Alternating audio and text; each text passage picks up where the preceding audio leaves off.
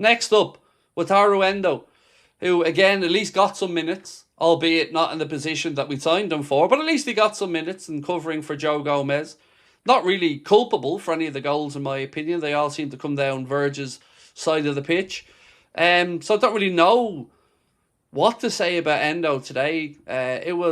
He tried. So a 5 and a 4.6 from the audience. Again, I don't feel like he was in any way part of a problem today. A player who's had very little minutes anyway. Endo.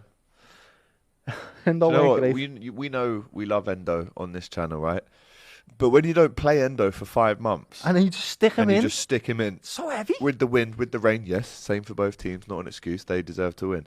But when you stick him on at 35 minutes, like, what do you actually expect him to do in terms of where's the match sharpness, he's cold, the fitness? He's just coming straight off the bench into the game. I don't think he can be blamed. Look, it's unlucky how Gomez has got injured. But if any player's getting injured, it's Joey G. Yeah, 35 minutes, Endo, I give him a 3 out of 10. Curtis Jones comes. And it does feel, like I say, back to square one for Arne Slot. Now, a couple of talking points from the game I want to get into, and one of them is centre-half, because I know it's going to be a big talking point after this game. And the first thing I want to say on this position is, I know people kind of like to talk about transfers a lot and they like to blame a lack of transfer activity for results and this, that and the other. I don't think anybody should be talking really about Liverpool's lack of action at centre-half or lack of options at centre-half as a reason for them losing this game. I thought don't use Wataru Endo coming in as the reason that Liverpool lost it, because I just think they were dreadful for the entire game. And I thought Endo came in, he did okay, he won 4 out of 5 duels. It wasn't like Bournemouth were constantly targeting him. I thought the performance as a whole was a joke, and to boil it down to just what Liverpool did in the transfer market or haven't done in the January transfer market, I think it's almost letting them off the hook for how bad the performance was as a whole. But of course, I absolutely clearly agree as well that people will be right to say that Liverpool, even if it's not to blame for this result, because it's just a poor performance and they've been putting them in for ages, that Liverpool clearly need a centre-back. It's so obvious. I've said it in my last video that I think Liverpool should sign a centre-half. I've said it in multiple videos that it was clear they didn't do it in the summer.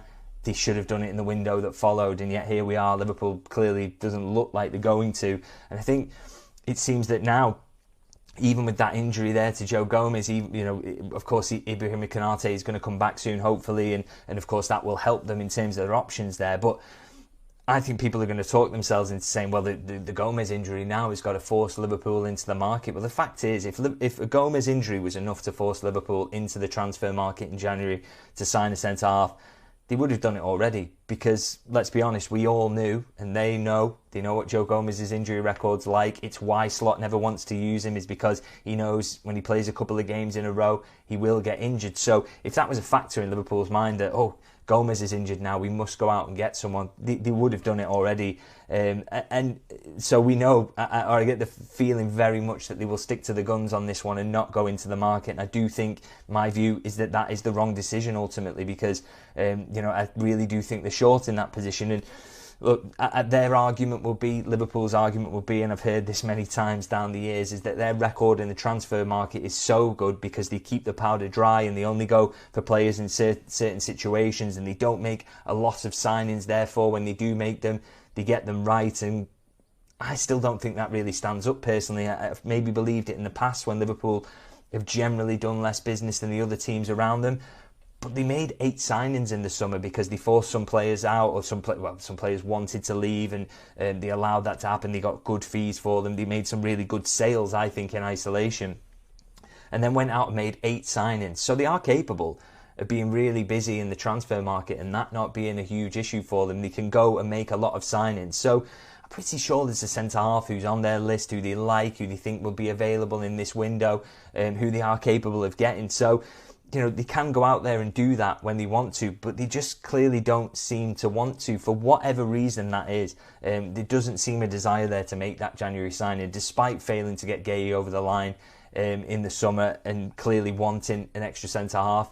They're suddenly in a position now where, even with the Gomez injury on top, they're going to kind of make the argument, I think, that they don't need one and they won't go out into the market. And again, another argument that we'll make is that they don't like to make panic signings, but I don't think in this situation it would be a panic signing. I think, you know, they know already they're going to need at least one centre-half when the summer comes around. At least one, probably two, let's be honest, because the Canate situation with his contract is still up in the air.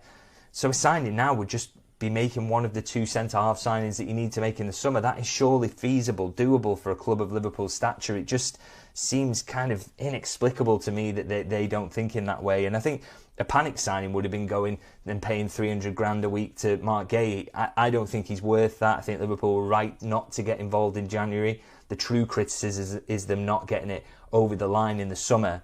That would have been a panic signing in January. But I don't think he's the only centre-half in the world, and I really struggle personally to believe that nobody they could get now would be good enough, or they don't think is a long-term option for them. And I'm pretty sure there's a few clubs out there in the transfer market food chain that they could test with a decent bid in the January window. But as I say, I really don't expect that they're going to do that, because I think that's, you know, Liverpool's strategy. We all know about it, and they will stick to that line. But I think it's a real weakness. And, you know, if we don't have Canate back for a while, or he gets an injury himself, which is possible, you haven't sustained games of Endo there, and I think he's a fantastic professional to dip in and out in that position. But over the long term, I mean, that's going to really hurt you for top four, I think, and Liverpool are already kind of hanging by a thread in terms of that, aren't they? And one more point in centre-half.